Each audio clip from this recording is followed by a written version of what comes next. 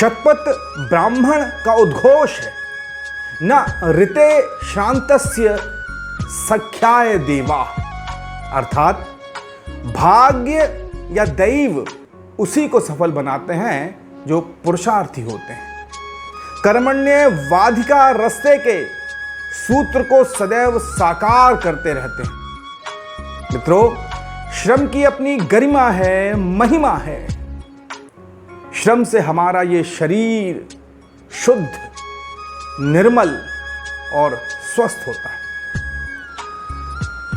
और स्वस्थ शरीर में ही बसता है एक स्वस्थ मन और मस्तिष्क। स्त्री का स्त्रीत्व, पुरुष का पौरुष और पुरुषार्थ श्रम में ही शोभा पाता है। बिना श्रम के शॉर्टकट तरीके से जो बड़ी उपलब्धि, सफलता पाने के आकांक्षी होते हैं, वे पाप के, अनीति के, असत मार्ग पर चल पड़ते हैं। वे न तो महान उपलब्धि के मूल्य को समझ पाते हैं और न ही उसकी महिमा और गरिमा को। सुदेशना की पाठशाला के परिप्रेक्ष्य में आज हम श्रम को विवेचित करते हुए आपको एक महत्वपूर्ण आख्यान सुनाएंगे। वस्तुतः वैदिक शिक्षा पद्धति में किसी भी शिष्य को ज्ञान देने से पहले उसके शरीर, मन और मस्तिष्क के तंतुओं को श्रम से दृढ़ बनाया जाता था, शिक्षा का समुचित पात्र बनाया जाता था। सत्यकाम जाबाल जब ब्रह्म विद्या प्राप्त करने के लिए हारिद्रुमत गौतम के आश्रम में पहुंचे, तब उनको गुरुदेव ने आसन दिया और ब्रह्मचर्य आश्रम में प्रवेश दिया।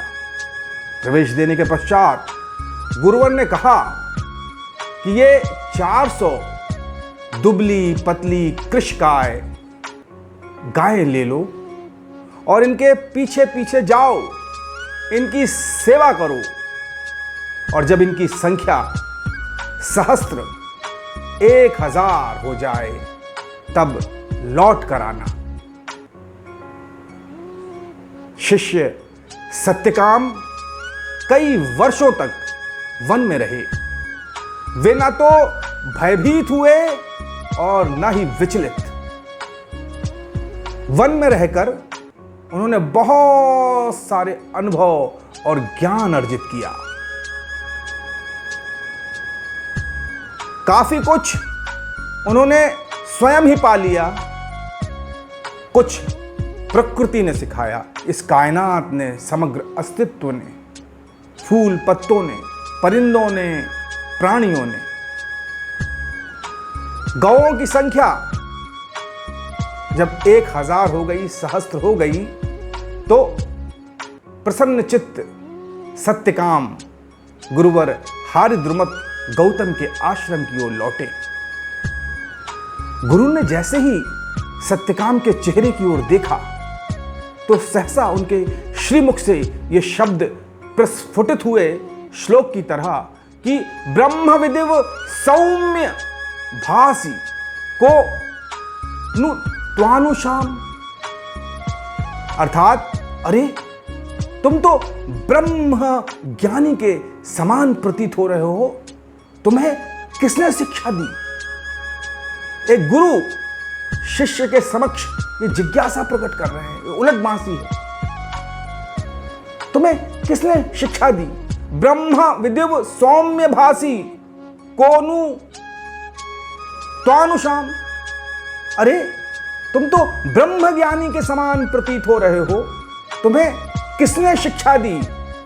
सत्यकाम ने विनम्रता से कहा, भगवान, ये सुना है मैंने कि आप जैसे आचार्य से प्राप्त शिक्षा या विद्या से ही मनुष्य जीवन के सर्वोत्कृष्ट साध्य को साधा जा सकता है।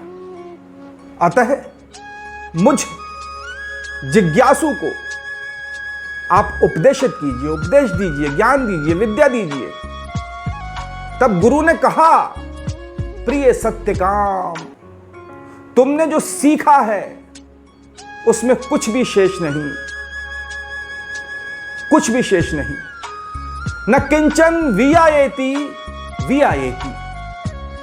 जो तुमने सीखा है उसमें कुछ भी शेष नहीं, कुछ भी शेष नहीं।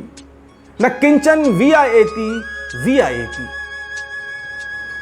श्रम के सम्मान और श्रम के प्रति निष्ठा की कहानी ही सफलता की कहानी है। और सत्यकाम ने गुरु आज्ञा को शिरोधार्य करके महज 100 कृषकाय गायों को लेकर के वन की ओर प्रस्थान किया। और ताड़पत्र अब भी जीवित हैं, उनमें लिखा है बहुत कुछ, पर हमारी आंखें भूल गई हैं पढ़ना। ताड़पत्र, ये संपूर्ण अस्तित्व, ये कायनात एक पाठशाला है, प्रकृति की पाठशाला, जिससे प्रेरणा ग्रहण करके सुदेशना की पाठशाला 21वीं सदी में अपने नौनिहालों को, नौजवानों को प्रेरणा देने के लिए, मोटिवेशन देने के लिए तत्पर है। आप सुदेशना के सूत्रों को अंगीकार करके अपने जीवन में आमूलचूल परिवर्तन ला सकते हैं। प्रकृति की पाठशाला से, अपने श्रम से जो शिक्षा मनुष्य प्राप्त करता है, वही सच्ची शिक्षा और उपलब्धि होती है। एक परिचारिका के पितृनामहीन सुपुत्र सत्यकाम जाबाल कालांतर में आचार्य बने और उनके आश्रम में अनेक ब्रह्मचारी शिक्षा प्राप्त करने लगे। सत्यकाम जैसा जाबाल जैसा शिष्य और हारिद्रुमत गौतम जैसे गुरु। आज की भारतीय शिक्षा पद्धति प्रश्नवाचक है। उसमें वैदिक शिक्षा पद्धति के वे सद्गुण द्रष्टव्य नहीं होते। कभी सहायक वाचन, नैतिक शिक्षा, मॉरल एजुकेशन स्कूल पाठ्यक्रम में शामिल हुआ करते थे, लेकिन ये पाठ्यक्रम से अलग कर दिए गए और पूरी तरह से प्रोफेशनल एजुकेशन जो प्रदान की जा रही है, वो आजीविका के लिए तो ठीक है। कोई वकील बनेगा, अच्छा वकील बनेगा, डॉक्टर बनेगा, अच्छा डॉक्टर बनेगा, शिक्षक बनेगा, अच्छा शिक्षक बनेगा, इंजीनियर बनेगा, अच्छा इंजीनियर बनेगा। लेकिन बात यहीं तक खत्म नहीं होती। आप कितने अच्छे वकील हैं, कितने अच्छे वैज्ञानिक हैं, कितने अच्छे शिक्षक हैं, कितने अच्छे डॉक्टर हैं, ये दो अहम बातें हैं। अव्वल तो है कि आप कितने अच्छे मनुष्य हैं, कितने अच्छे इंसान हैं, ह्यूमन बीइंग हैं। और भारतीय दर्शन, नैतिकता, अध्यात्म मनुष्य को वास्तव में मनुष्य बनाने के लिए सूत्र शैली में अनमोल हीरे मोती देकर गए। इन जवाहरात का आज की नई पीढ़ी के जीवन में आभूषण की तरह सदुपयोग हो, इसी आह्वान के साथ सुदेशना अनवरत अपनी पाठशाला के माध्यम से नई पीढ़ी को मॉरल सूत्र इंगित कर रही है। आचरण पर बल दिया जा रहा है। सुदेशना का सूत्र यही है कि आप सतत श्रम के प्रति सम्मान प्रदर्शित कीजिए, श्रममय जीवन जिए और एक मानदंड स्थापित कीजिए। इसी शुभकामना के साथ हम सत्यकाम के जीवन से प्रेरणा ग्रहण करने की अपेक्षा के साथ सुदेशना की पाठशाला के आज के सत्र को विराम देते हैं।